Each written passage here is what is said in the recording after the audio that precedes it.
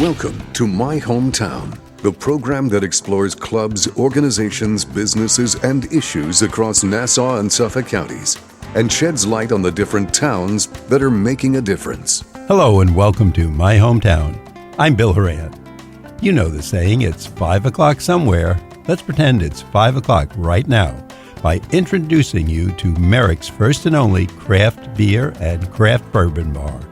It's called Bourbon and Brews, and our guest today is the owner, John Amaruso. John, welcome to My Hometown on the voice of Nassau Community College, 90.3 WHPC. How we doing? What's going on? John, let's start off with some definitions. What is a bourbon bar, and what makes it different, or is it different from the regular bar that we would typically see? So, I guess to define that, bourbon bar would be something that's more bourbon forward.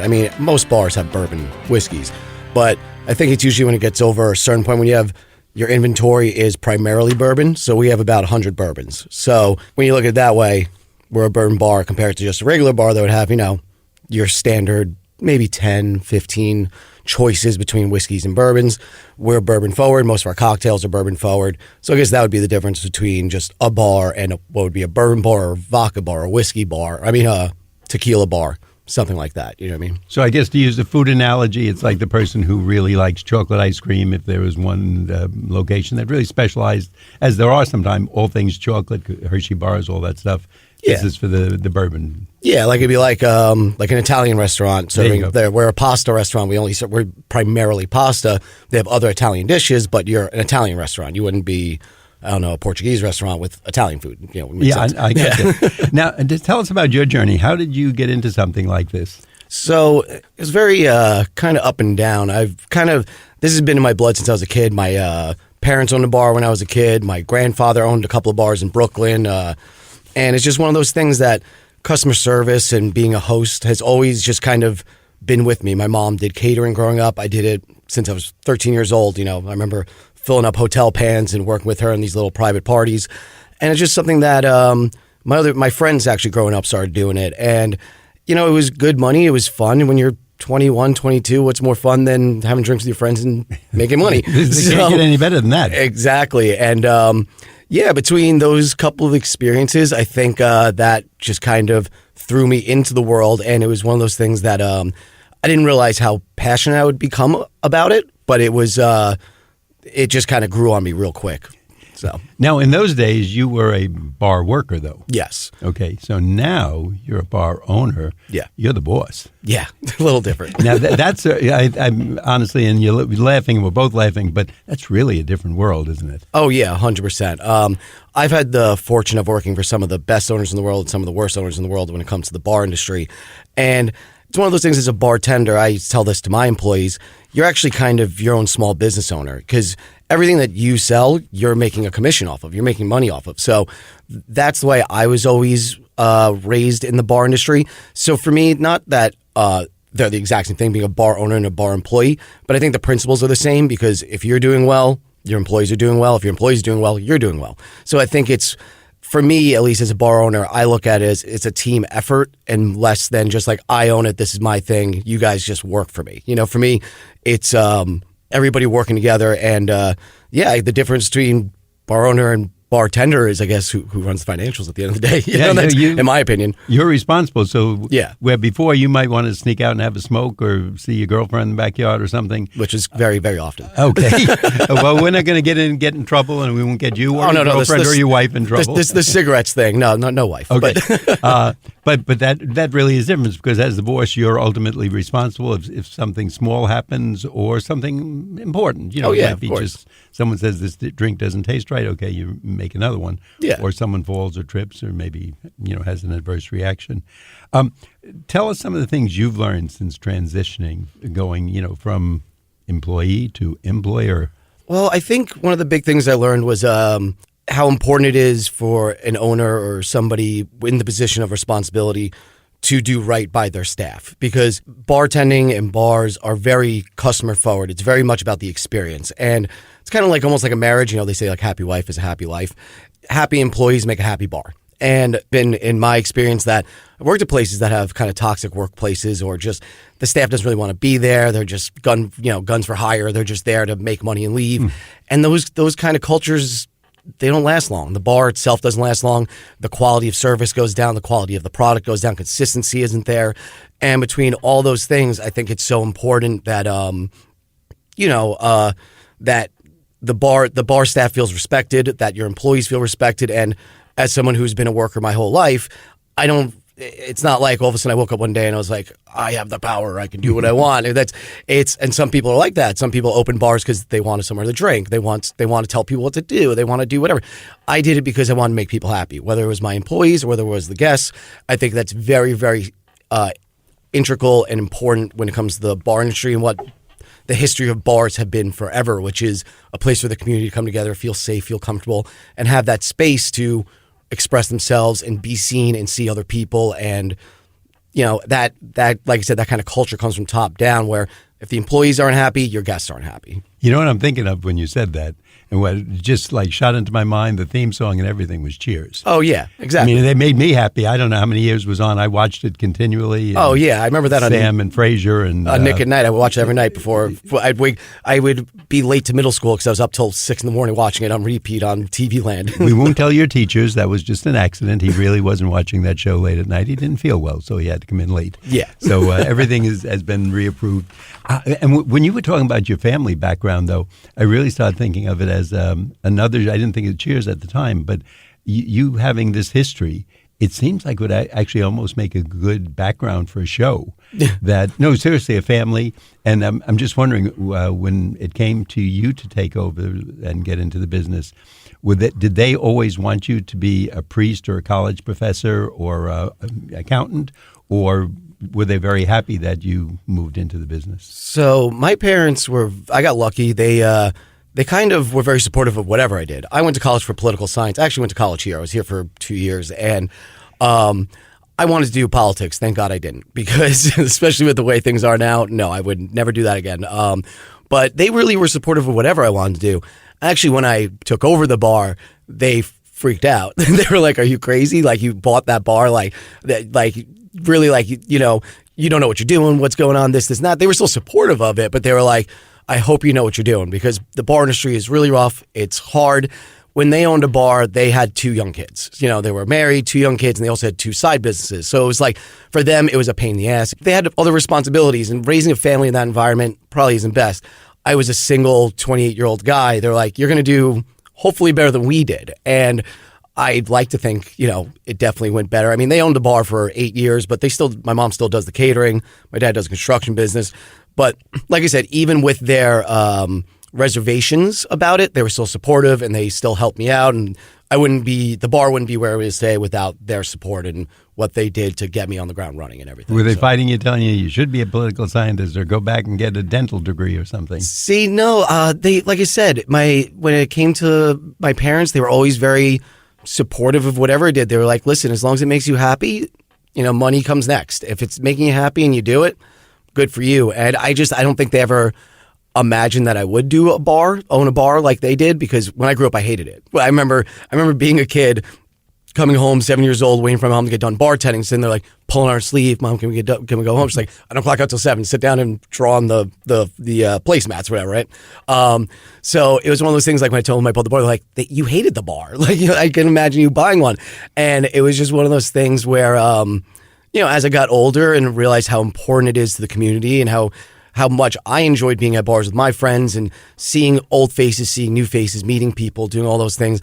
I just think it was one of those things that grew on me, and my parents, I think, were, I don't know, I want to say pleasantly surprised. I wouldn't say pleasant, but they were more just like, oh, that's what you're going to do? All right, good for you. We wish you the best.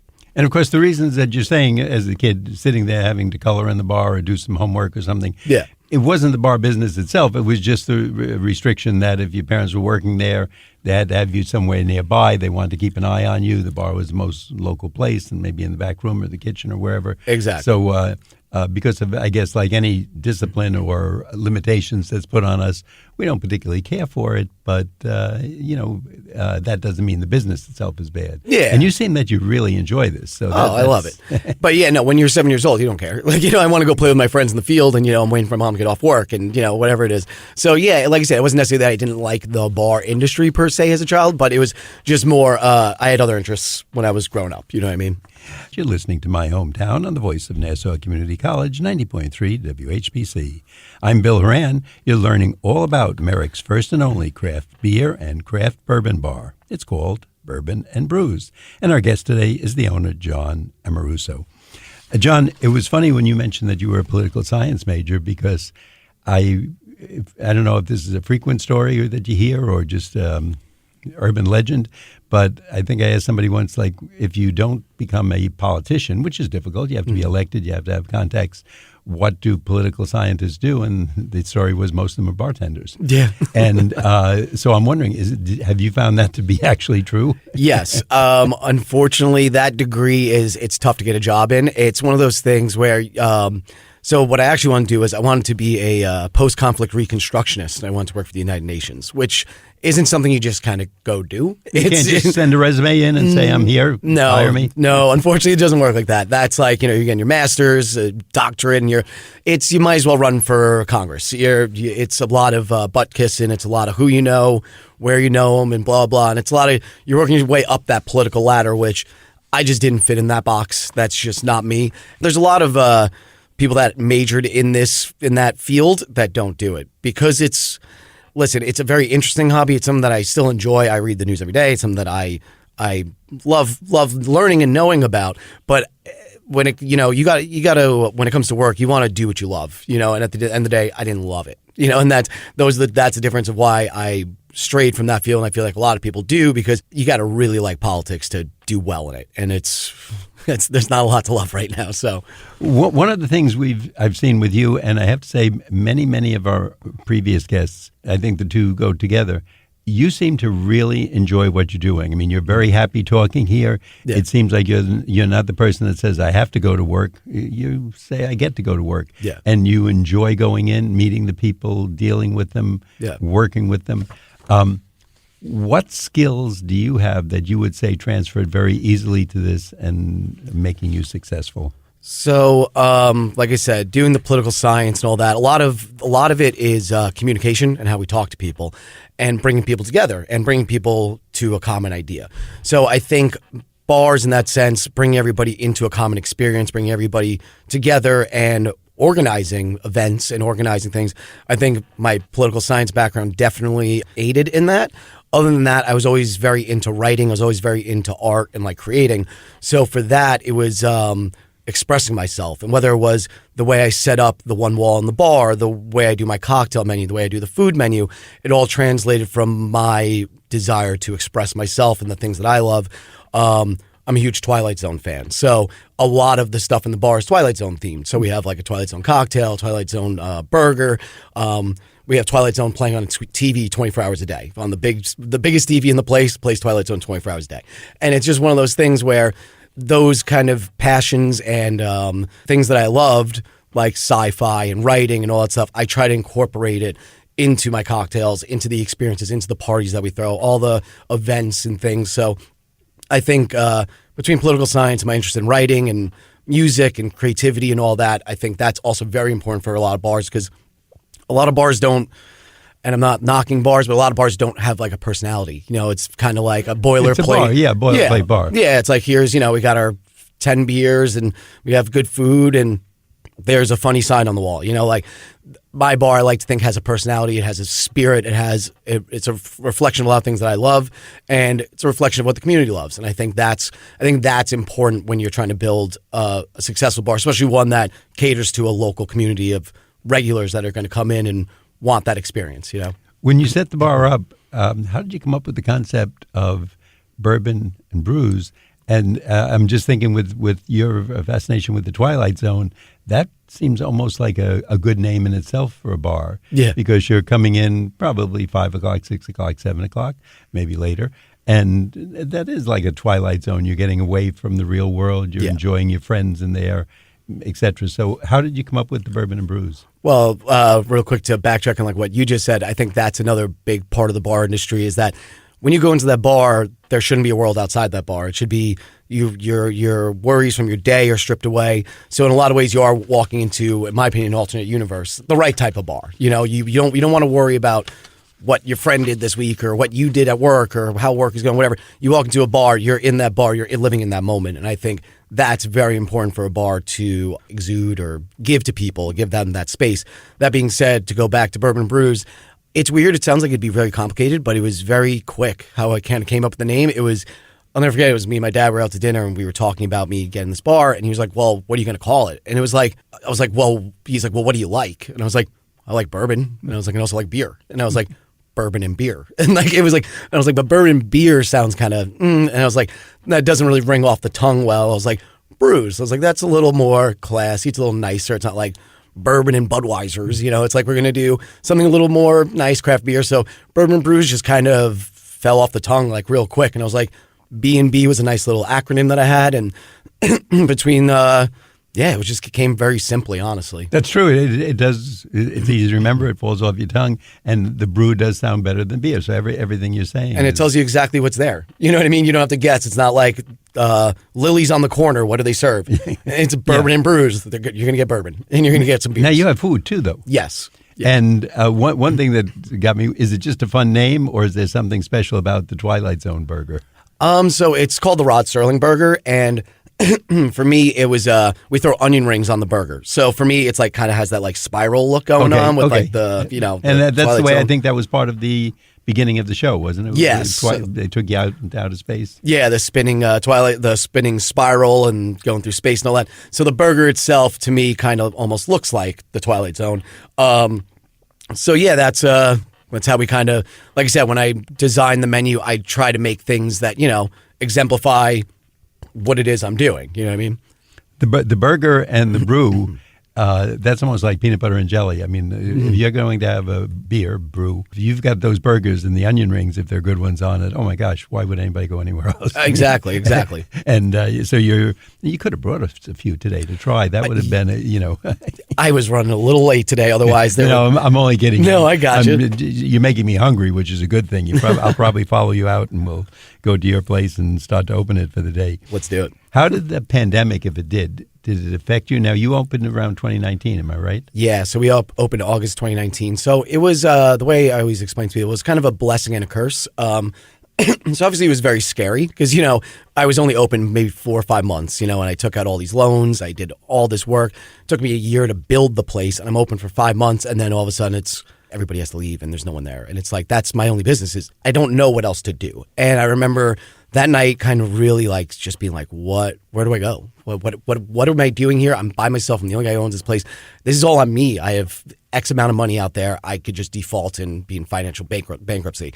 So I woke up the next day and it was either I just lay down and die, or I try and then I end up dying. Might as well try, because once you decide to die, you've already made your choice. Yeah.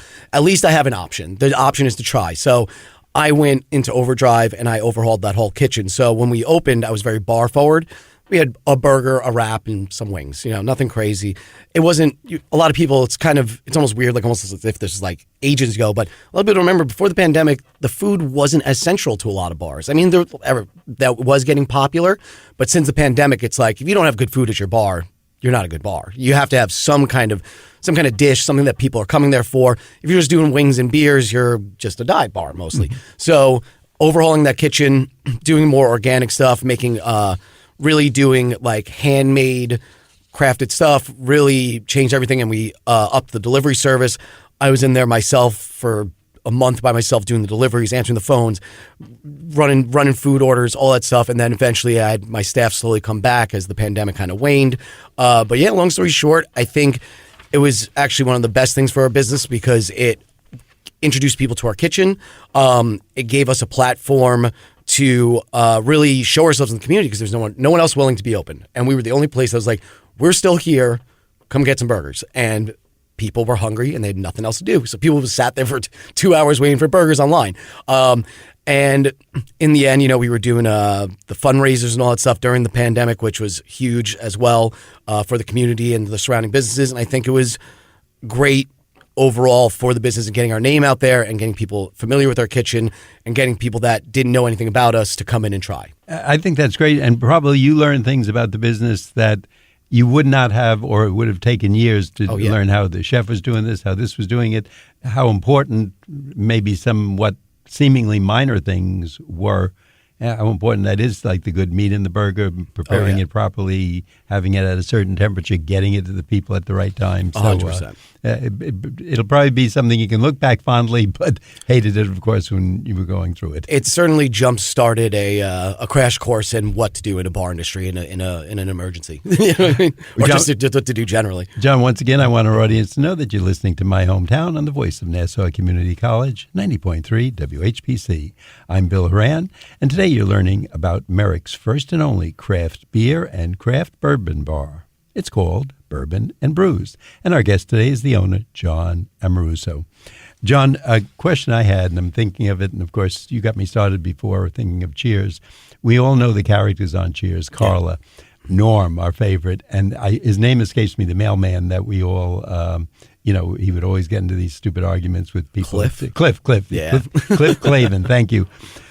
Without giving away any real names or getting yourself in trouble, do you have any regulars that almost fit in there that if you were doing a TV show, you'd say, oh, we have to have Redheaded Mary or Crazy John or something, that they're always there, they have the corner seat? 100%. We have a few of those, and if any of them are listening, I promise I'll get Stella on tap soon. So we know somebody's out there listening. There's one or two out there. No, we have a great class of regulars. I've worked everywhere from dive bars to high-end mixology places, and sometimes your regulars can kind of be a pain, but our regulars, they're the best. We've never had any issue. They're good people. They like the place. They support it. They're enthusiastic about it, and they're just good people. And, not that they're bad. I mean, Norm is why I would watch a rerun of Cheers. And Cliff, they were my idols. I wish they would bring them back in another genre or a different show because they were just such good characters. So a lot of those people make you want to go to work each day. They're funny. They're goofy or whatever, so long as they're not obnoxious. They're good friends of my bar staff. Everyone loves each other. They're all very personable and friendly with each other. So it's great. It's great to see my bartenders and those regulars getting along really well. Now, I know you do a lot of charity in the bar, and I would never think of that.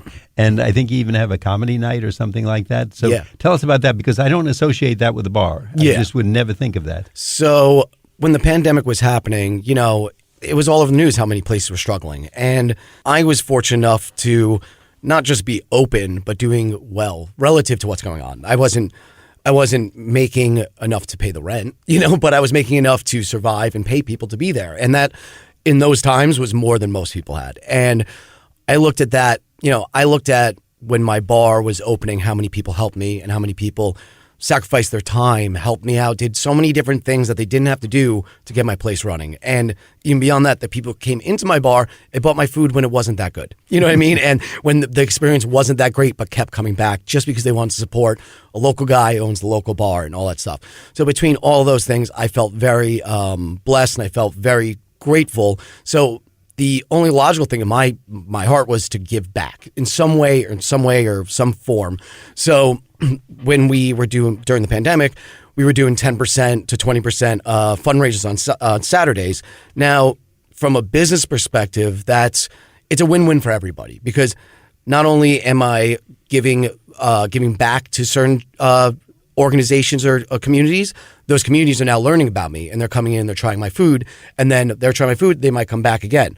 Either way, everybody wins. Their cause is being supported, my business is being supported, and everybody's happy. So to me, it's one of the things, I don't know why more bars don't do it. It's just a win-win, and you can't go wrong doing charity. I don't know how you can do it wrong unless you're donating to some really, really bad cause, which I couldn't even think of one off the top of my head. Not only that, but I guess, and I think with all of us, no matter what we do, whether we donate socks to the church or one of these drives or help when the Girl Scouts, Cub Scouts, booster clubs come to our door, you feel good about it. You just feel good, even if you're giving 50 cents or $1, relatively minor amounts, or like you say, it's a good excuse to say I have to go to the bar tonight because I'm contributing to charity. What a win-win. Exactly. You're doing a good deed, having the great burger.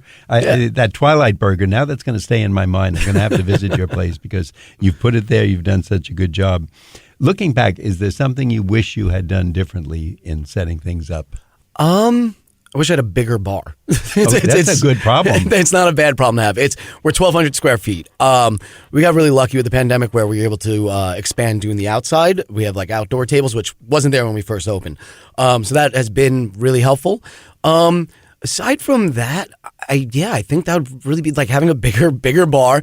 And I think maybe, that's really it, I think. That's the best problem you can have. Yeah. Or multiple locations. If the 1,200 square feet is the winning combination, maybe put it in different towns so all of us can enjoy it. There you go. And get that Twilight Burger.